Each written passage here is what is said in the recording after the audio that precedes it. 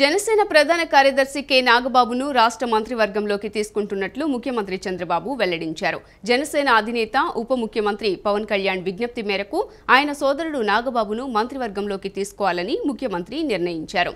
ఆయనను మొదట మంత్రివర్గంలోకి తీసుకుని ఆ తర్వాత ఎమ్మెల్సీని చేస్తారా లేక ఎమ్మెల్సీగా ఎన్నికైన తర్వాత కేబినెట్లోకి తీసుకుంటారా అన్నది తెలియాల్సి ఉంది.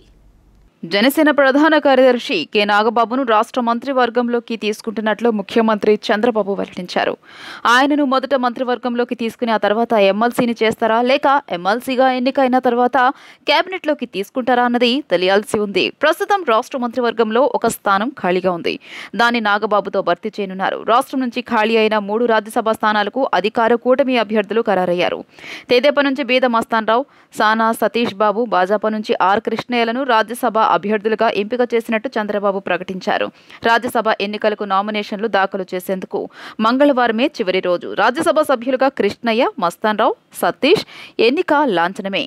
కేవలం ఒక రాజ్యసభ సభ్యుడిని ప్రతిపాదించేందుకు అవసరమైన సంఖ్యలో మాత్రమే ఎమ్మెల్యేలున్న వైకాపా ఈ ఎన్నికలకు దూరంగా ఉంది. వైకాపా నుంచి రాజ్యసభ సభ్యులుగా ఉన్న ఆర్ కృష్ణయ్య, బీద మస్తాన్రావు, మోపిదేవి వెంకటరమణ తమ పదవులకు రాజీనామా చేయడంతో ఈ 3 స్థానాలకు ఇప్పుడు ఎన్నిక జరుగుతోంది. ఆర్ కృష్ణయ్య భాజపాలో, బీద మస్తాన్రావు, మోపిదేవి వెంకటరమణ తెదేపాలో చేరారు. వారిలో మళ్లీ ఇద్దరికి రాజ్యసభకు వెళ్లే అవకాశం దక్కింది.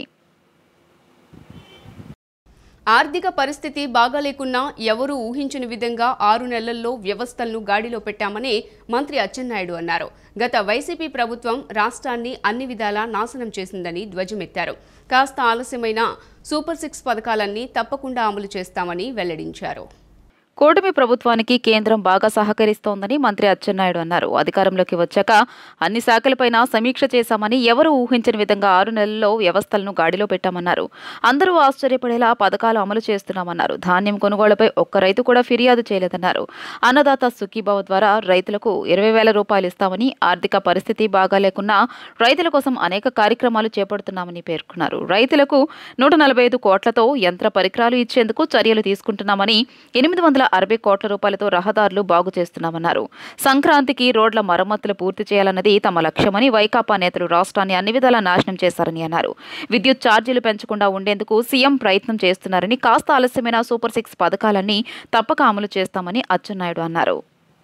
ఈ రోజు ఒక సమర్థవంతమైనటువంటి నాయకుడు ఉండడం, దీనికి తోడు కేంద్ర ప్రభుత్వం మనకి సహకారం అందిస్తుంది. ఈ రోజు కేంద్ర ప్రభుత్వమే మనకు సహకారం అందించకపోతే మనం వెంటిలేటర్ మీద ఉండేవాళ్ళం. ఈ రోజు కేంద్ర ప్రభుత్వం కొంత సహకారం అందిస్తుంది కాబట్టి మనం వెంటిలేటర్ నుంచి ఆక్సిజన్ లోకి వచ్చాం. ఈ రోజు మేము వచ్చిన తర్వాత మళ్ళీ ప్రజలకి స్వాతంత్రం వచ్చిందని చెప్పి నేను తెలియజేస్తున్నాను. వాక్ చాతుర్యాన్ని ఇచ్చాం.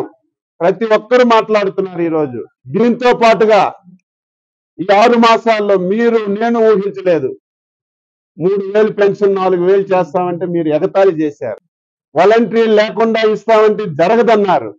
2 మాసాలు ముందే ఇస్తామంటే ఇది ఎక్కడైనా జరిగిందని చెప్పి మీరు అన్నారు. ఇచ్చిన మాట ప్రకారం 2 మాసాల ముందే పెన్షన్ పెంచి, వాలంటరీ లేకపోయినా వాలంటరీలు ఇచ్చిన దానికంటే గంటన్నర ముందే ఇంటింటికి వెళ్ళి పెన్షన్ ఇచ్చే కార్యక్రమాన్ని తీసుకొచ్చాం. 64 లక్షల మందికి ఇస్తున్నాం. గతంలో ఎవరైనా భర్త చనిపోతే భార్యకి పెన్షన్ ఇచ్చేవాళ్ళు కాదు, విడో పెన్షన్.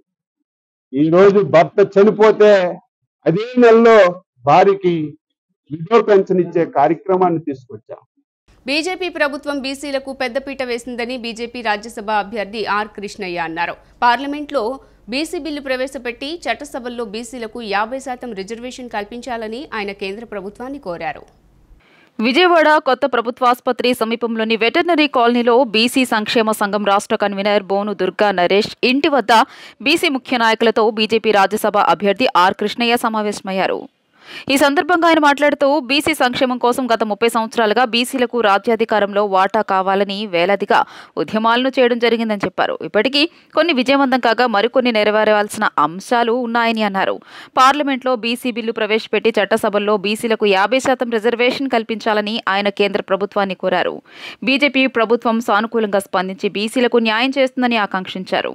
ప్రధానమంత్రి ఒక బీసీ అని గుర్తు చేశారు. ఇప్పటికే జాతీయ బీసీ కమిషన్ను ఏర్పాటు చేశారని, ఇదే దిశగా బీసీలకు రాజ్యాధికారంలో వాటా ఇవ్వాలని ఆకాంక్షించారు. అనంతరం బీసీ సంక్షేమ సంఘం రాష్ట్ర కన్వీనర్ బోను దుర్గా నరేష్ మాట్లాడుతూ బీసీ సంక్షేమ సంఘం బలోపేతం అవ్వడానికి బీసీల ఆశయ సాధన కొరకు తీసుకోవాల్సిన నిర్ణయాలను బీజేపీ రాజ్యసభ అభ్యర్థి ఆర్ కృష్ణయ్య వివరించారని అన్నారు. యావత్ భారతదేశంలో బీసీల కొరకు పోరాడే ఏకైక వ్యక్తి ఆర్ కృష్ణయ్య అని దుర్గా నరేష్ కొనియాడారు. బీసీల అభ్యున్నతి కొరకు ఆర్ కృష్ణయ్య అనేక ఉద్యమాలను చేసినట్లు తెలియజేశారు. బీసీల కొరకు నిరంతరం పాటుపడే నాయకుడైన ఆర్ కృష్ణయ్యను బీజేపీ ప్రభుత్వం గుర్తించి రాజ్యసభ అభ్యర్థిగా ఎంచుకోవడం అభినందనీయమని ఆర్ కృష్ణయ్య పార్లమెంట్లో బీసీల కొరకు తన గళాన్ని వినిపించాలని దుర్గా నరేష్ ఆకాంక్షించారు. ఆర్ కృష్ణయ్య తన నివాసానికి వచ్చిన సందర్భంగా బోను నరేష్ గజమాలతో సత్కరించి ఘన స్వాగతం పలికారు. ఇప్పటికే జాతీయ బీసీ కమిషన్ ఏర్పాటు చేశారు. బీసీ రిజర్వేషన్ ఏబీసీడీ చేయడానికి ఒప్పుకున్నాడు. ఇంకా అనేక డిమాండ్లను సపరేట్ డిపార్ట్మెంట్ పెట్టడానికి సానుకూలంగా ఉన్నాడు. ప్రధానమంత్రి ఇదే దిశగా రాజ్యాధికారంలో వాటా ఇచ్చే దిశకు కూడా చర్యలు తీసుకుంటారని ఆశిస్తున్నాం. అదేవిధంగా బీసీ రిజర్వేషన్లపై ఉన్న క్రిమిలేయర్ తొలగించాలని, విద్యా ఉద్యోగ రిజర్వేషన్లను జనాభా ప్రకారం పెంచాలని, కేంద్రంలో బీసీలకు ప్రత్యేక మంత్రిత్వ శాఖ పెట్టి ఏటా 2 లక్షల కోట్ల బడ్జెట్ కేటాయించి కాలేజ్ విద్యార్థులకు స్కాలర్షిప్లు, ఫీజుల reimbursement, post matric pre matric విద్యార్థులకు స్కాలర్షిప్లు మంజూరు చేసి బీసీలను విద్యారంగంలో ప్రోత్సహించాలని చెప్పి కేంద్ర ప్రభుత్వానికి నేను సూచిస్తాను. ఇవాళ ఎంతోమంది బీసీలు చదువుకొని ఐఏఎస్లు ఐపీఎస్లు అయ్యారంటే దాని ఘనత మా టైగర్ ఆర్ కృష్ణయ్య గారిదే. ఎందుకంటే డబ్బు ఇవాళ ఇస్తే రేపు పోద్ది, కానీ విద్య అనేది తరతరాలకి కుటుంబాలకు కూడా బాగుపడిద్దని నమ్మి లక్ష్యంతో కృష్ణయ్య గారు కుటుంబాన్ని కూడా కాదనుకొని ఎంతోమందికి మేలు చేసి ఆయన పందాల్లోనే ఇవాళ మమ్మల్ని కూడా అదే ఉద్యమాలు బాటుగా ఎక్కడ అక్రమాలకు కానీ దేనికి తావు లేకుండా పని చేసిన వాళ్ళకే దేంట్లో అయినా సరే ప్రాధాన్యత కల్పించాలనే ఏకైక లక్ష్యంతో అన్న అడుగుజాడలో మేము నడవడం జరిగింది. అలాగే ఇవాళ బీజేపీ గవర్నమెంట్ కూడా విద్యార్థుల్లో ఆలోచన శక్తి నైపుణ్యం పెంచే దిశగా పాలిటెక్ ఫెస్ట్ దోహదపడుతుందని టీడీపీ ఎమ్మెల్సీ అశోక్ బాబు తెలిపారు. కేంద్ర రాష్ట్ర ప్రభుత్వాలు యువ పారిశ్రామికవేత్తలను ప్రోత్సహించే దిశగా పలు కార్యక్రమాలు చేపడుతోందని వెల్లడించారు. విద్యార్థులు ఆధునిక సాంకేతిక పరిజ్ఞానానికి అనుగుణంగా కొత్త ఆలోచనలకు ఆచరణ రూపమిచ్చి ప్రాజెక్టులను రూపొందించడం ఆనందించదగ్గ విషయమని ఆయన పేర్కొన్నారు. విజయవాడలోని ప్రభుత్వ పాలిటెక్నిక్ కళాశాలలో జరుగుతున్న రీజనల్ పాలిటెక్ ఫెస్ట్ 2024ను టీడీపీ ఎమ్మెల్సీ పరుచూరి అశోక్ బాబు సందర్శించారు. ఈ సందర్భంగా విద్యార్థులు ప్రదర్శించిన ఆవిష్కరణలు తిలకించి వాటి పనితీరును అడిగి తెలుసుకున్నారు. ఉమ్మడి కృష్ణా జిల్లా పరిధిలోని 5 ప్రభుత్వ 10 ప్రైవేటు పాలిటెక్నిక్ కళాశాలల విద్యార్థులు 129 ప్రాజెక్టులను ప్రదర్శనలో ఉంచారు. ఈ సందర్భంగా అశోక్ బాబు మాట్లాడుతూ విద్యార్థుల్లో ఆలోచన శక్తి నైపుణ్యం పెంచే దిశగా పాలిటెక్ ఫెస్ట్ దోహదపడుతుందని అన్నారు. ప్రస్తుతం ఎలక్ట్రానిక్ ప్రపంచం నడుస్తోందని ఏ టూల్ అయినా ఎలక్ట్రానిక్స్ లేకుండా నడవడం లేదని చెప్పారు. టెక్నికల్ కోర్సులు చేసిన వారికి పారిశ్రామిక అవసరాలకు అనుగుణంగా ఉపాధి చూపుతుందని వెల్లడించారు. కేంద్ర రాష్ట్ర ప్రభుత్వాలు యువ పారిశ్రామికవేత్తలను ప్రోత్సహించే దిశగా పలు కార్యక్రమాలు చేపడుతుందన్నారు. రాష్ట్ర ప్రభుత్వం విద్యార్థులు నైపుణ్యాల పెంపునకు అత్యంత ప్రాధాన్యమిస్తోందని ఆయన వివరించారు. టీడాప్లో వీళ్ళందరూ కూడా కేటగరైజ్ చేసి ఎంఎస్ఎంఈల్లో వీళ్ళందరూ కూడా జాబ్ ఇప్పించే పరిస్థితి. ఇది ఒక చైన్ రియాక్షన్ లాగా వీళ్ళ ప్రభుత్వం చాలా పెద్ద ఎత్తున, రాష్ట్ర ప్రభుత్వం కాదు కేంద్ర ప్రభుత్వం కూడా ప్రధాని మోడీ గారి ఆధ్వర్యంలో కానీ, లేదంటే ఈ స్కిల్ డెవలప్మెంట్ మినిస్ట్రీ కానీ, లేకపోతే ఎడ్యుకేషన్ మినిస్ట్రీలో కానీ 15 నుంచి 18 సంవత్సరాలు ఉన్న పిల్లల నైపుణ్యాన్ని బయటికి తీసే విధంగా ఈ ప్రాజెక్టులన్నీ కూడా నడుస్తున్నాయి. అలాగే నిరుద్యోగ యువతకు కూడా, అలాగే టెక్నికల్ కోర్సెస్ చేసిన యువతకు కూడా వెంటనే పారిశ్రామిక అవసరాలకు అనుగుణంగా ఉద్యోగాన్ని ఇచ్చే విధంగా ఇవాళ పాలిటెక్నిక్ కోర్సులో సిలబస్ కూడా మార్చాలని కేంద్ర ప్రభుత్వంలో కూడా ఆలోచన ఉంది. ఏదైనప్పటికీ కూడా భవిష్యత్తు అనేది ఈ పర్టికులర్గా ఈ పాలిటెక్నిక్, అలాగే ఈ పిల్లలు ఏదో టెక్నికల్ అంశాల మీద ఉన్న కాలేజెస్లో వాళ్ళకి భవిష్యత్తు తయారు చేయడానికి ప్రభుత్వం చేస్తున్న చర్యలన్నీ కూడా నాకు తెలిసి ఏదైతే రాష్ట్ర ప్రభుత్వం 20 లక్షల ఉద్యోగాలు ఉందో 20 లక్షల్లో సగం పైన ఈ టెక్నాలజీకి సంబంధించిన ఉద్యోగాలు ఉండబోతున్నాయి. ఏదైనప్పుడు కూడా ఇవాళ ఈ పాలిటెక్నిక్ కాలేజీలో నిర్వహిస్తున్న పాలిటెక్నిక్ ఫెస్ట్ 2024 అనేది నాకు తెలిసి సీఎం చంద్రబాబు వచ్చే వారం పోలవరం ప్రాజెక్టును సందర్శిస్తారని మంత్రి నిమ్మల రామానాయుడు వెల్లడించారు. ఆ సందర్భంగా ప్రాజెక్టు నిర్మాణానికి సంబంధించిన టైం షెడ్యూల్ను విడుదల చేస్తారని తెలిపారు. జనవరి నుంచి డయాఫ్రమ్ వాల్ పనులు మొదలవుతాయన్నారు. దానికి సమాంతరంగా ఎర్త్కమ్ రాక్ ఫిల్లింగ్ పనులు కూడా చేపట్టేందుకు చర్యలు తీసుకుంటామని, పునరావాస పనులను వేగవంతం చేయాలని అధికారులను ఆదేశించారు. పోలవరం ప్రాజెక్టులో అత్యంత కీలకమైన డయాఫ్రామ్ వాల్ నిర్మాణ పనులను వచ్చే నెల 2వ తేదీన ప్రారంభించాల్సిందేనని కాంట్రాక్టు సంస్థలకు జలవనరుల మంత్రి నిమ్మల రామానాయుడు స్పష్టం చేశారు. నిన్న విజయవాడలోని ఆయన నిర్మాణ సంస్థలు మేఘా ఇంజనీరింగ్, బావర్, ఈఎన్సీ, ఎం వెంకటేశ్వరరావు, పోలవరం ఎస్ఈ నరసింహమూర్తి తదితరులతో సమీక్షించారు. వచ్చే వారంలో ముఖ్యమంత్రి చంద్రబాబు పోలవరం ప్రాజెక్టు క్షేత్రంలో పర్యటిస్తారని చెప్పారు. ఈ సందర్భంగా ప్రాజెక్టు నిర్మాణ పనుల షెడ్యూల్ను ప్రకటిస్తారన్నారు. ముందస్తు కార్యాచరణ ప్రణాళికల మేరకు డయాఫ్రమ్ వాల్ నిర్మాణ పనుల 600 మీటర్లకు చేరుకున్న వెంటనే సమాంతరంగా ఎర్త్కమ్ రాక్ ఫిల్ డ్యాం పనులు కూడా ప్రారంభించాలని ఆదేశించారు. కేంద్ర ప్రభుత్వ సంస్థలు పోలవరం ప్రాజెక్టు అథారిటీ, కేంద్ర జల సంఘం, రాష్ట్ర జలవనరుల శాఖతో నిర్వహించే వీడియో టెలికాన్ఫరెన్స్ల సమాచారం ముందస్తుగా తనకు గాని ముఖ్యమంత్రికి గాని ఎందుకు తెలియజేయడం లేదని ఈఎన్సీ సిఈపై మంత్రి ఆగ్రహం వ్యక్తం చేశారు. వచ్చే ఏడాది అక్టోబర్ 2వ తేదీ నాటికి రాష్ట్రంలోని డంప్ యార్డుల్లో చెత్త మొత్తం తొలగిస్తామని మంత్రి పొంగూరు నారాయణ ప్రకటించారు. చెత్త ద్వారా విద్యుత్ ఉత్పత్తి చేసేలా రాష్ట్రంలో మరో 2 ప్రాజెక్టులను త్వరలోనే ఏర్పాటు చేస్తామని స్పష్టం చేశారు. పల్నాడు జిల్లా చిలకలూరిపేట నియోజకవర్గం ఎడ్లపాడు మండలం కొండవీడు పట్టణ ఘన వ్యర్థాల నిర్వహణ ప్లాంట్ను మంత్రి నారాయణ, స్థానిక MLA Pullarao, Swachhandhra corporation chairman Pattabhiramulu పరిశీలించారు. పట్టణ ఘన వ్యర్థాల నుంచి విద్యుత్ను ఉత్పత్తి చేసే ప్లాంట్ను జిందాల్ సంస్థ నిర్వహిస్తోంది. ప్లాంట్ మొత్తం తిరిగి చెత్త నిర్వహణ, విద్యుత్ ఉత్పత్తి జరుగుతున్న తీరును మంత్రి నారాయణ పరిశీలించారు. 2014-19 మధ్య మంత్రిగా ఉన్నప్పుడు ఇతర దేశాల్లో సాలిడ్ వేస్ట్ మేనేజ్మెంట్ గురించి అధ్యయనం చేశామన్నారు. సింగపూర్లో 4 ప్లాంట్లు, టోక్యోలో 49 ప్లాంట్లున్నాయని, వాటి మాదిరిగానే ఏపీలో 13 జిల్లాల్లో ప్లాంట్లు పెట్టాలని గతంలో నిర్ణయించినట్టు తెలియజేశారు. గత వైసీపీ ప్రభుత్వం అధికారంలోకి వచ్చాక విద్యుత్ ఉత్పత్తి ప్లాంట్లను గాలికి వదిలేసిందని విమర్శించారు. గత ప్రభుత్వం గురించి అవగాహన రాహిత్యంతో సాలిడ్ వేస్ట్ మేనేజ్మెంట్ ప్లాంట్లు నెలకొల్పలేదని ధ్వజమెత్తారు. కొండవీడు, విశాఖపట్నంలో 2 ప్లాంట్ల ఏర్పాటు ప్రారంభించామన్నారు. కొండవీడు ప్లాంట్కి 3 కార్పొరేషన్లు, 6 మున్సిపాలిటీల నుంచి ప్రతిరోజు 1200 టన్నుల చెత్త వస్తుందన్నారు. చెత్తను తగులుబెట్టి విద్యుత్ ఉత్పత్తి చేసి బూడిద నుంచి ఇటుకలు తయారు చేస్తున్నారని మంత్రి వివరించారు. రాష్ట్రంలో ప్రతిరోజు 6890 టన్నుల ఘన వ్యర్థాలు మున్సిపాలిటీల నుంచి వస్తుందని తెలిపారు. త్వరలో నెల్లూరు, గూడూరు, కాకినాడ, రాజమండ్రి మధ్యలో 2 ప్లాంట్లు, కడప, కర్నూలు, అనంతపురం మధ్య 1 నెలకొల్పేందుకు ప్లాన్ చేస్తున్నట్లు వివరించారు. ఇక్కడ పెట్టిన ఈ ప్లాంట్ల వల్ల, ఈరోజు గుంటూరులో పెట్టిన ఈ ప్లాంట్ తీసుకుంటే, ఈ ప్లాంట్ వల్ల విజయవాడ, గుంటూరు, మంగళగిరి, తాడేపల్లి, తెనాలి, బాపట్ల, నరసరావుపేట, చిలకలూరుపేట, సత్తెనపల్లి ఈ మున్సిపాలిటీలో వచ్చే సాలిడ్ వేస్ట్ అంతా ఈ ప్లాంట్కి వస్తుంది, బర్న్ అయిపోతుంది. బర్న్ అయిపోయి మళ్ళీ ఎలక్ట్రిసిటీ ప్రొడ్యూస్ అవుతుంది. ఏదైనా మిగిలితే అది యాష్ రూపంలో వస్తుంది, దాంతో బ్రిక్స్ చేస్తున్నారు. ఇలా ఇన్ని మున్సిపాలిటీస్ నుంచి ఈరోజు చెత్త మొత్తం తీసుకొచ్చేస్తున్నారు సాలిడ్ వేస్ట్. ఒక ప్లాంట్ పెడితే దానికి సరౌండ్ 50-60 కిలోమీటర్ల డిస్టెన్స్. ఆ రోజు పాలసీ కూడా అలా చేసాం.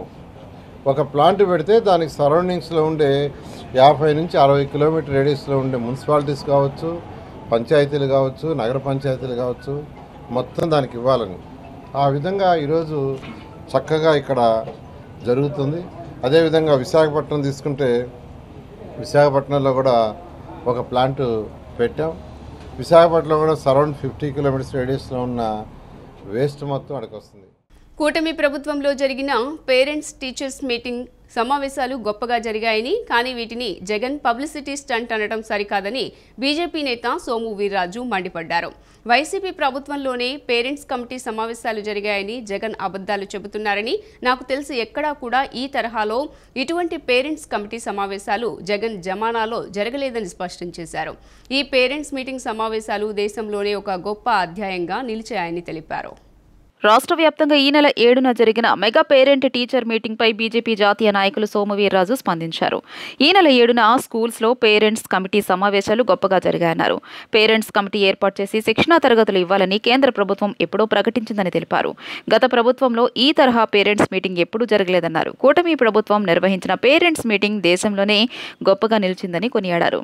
రాష్ట్ర వ్యాప్తంగా 1,50,00,000 మంది ఉత్సాహంతో పాల్గొన్నారని తెలిపారు.